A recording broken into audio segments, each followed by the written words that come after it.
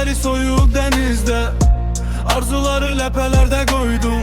Sən ancaq otur kənardan izlə, bax gör necə biri oldum gör. Mən ümidləri soyuq dənizdə, arzuları ləpələrdə qoydum.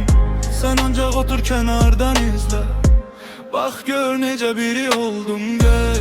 Daha insanlar tanımır məni, biri oldum unudan keçmişini. Ölüm qalım arasında savaş, seçir məndə ölüm nədənini. Bilirəm demirsən vaxtın yoxdur, sənin dərdin məndən çoxdur. Məndən böyük problemlərim var, nədir o? Sadəcə gözün toxdur. Mən sevgiyə acı möhtac biri, bax qapına gəlib bir əlac biri. Nə ləpə, nə dalğa gördüm, düşündüm var limanda ehtiyac biri.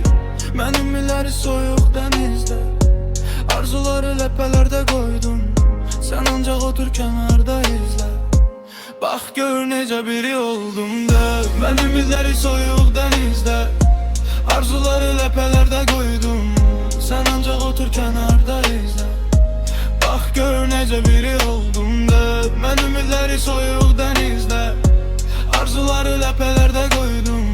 Sən ancaq otur kənarda izlə, bax gör necə biri oldum. Tək ehtiyac mənəmmiş, gözləri yaşlı qalan nəmmiş mən. Yaşatmaq istəyərkən hey çoxdan bitmiş. Yol almaq böyük intizarla, arzu istək xoş duyğularla. Və sonda adama pis gəlir, dolu ev amma boşluqlarla. Daha liman yox ancaq dəniz, tək yoldaş sən bizə biz. Bir gəmi, bir ləpə, bir dalğa, vursun taxta parçalarına səssiz. Mən ümidləri soyuq dənizdə, arzuları ləpələrdə qoydum. Sən otur kənardan izlə, bax gör necə biri oldum o. Mən ümidləri soyuq dənizdə, arzuları ləpələrdə qoydum. Sən ancaq otur kənardan izlə, bax gör necə biri oldum o. Mən ümidləri soyuq dənizdə, arzuları ləpələrdə qoydum.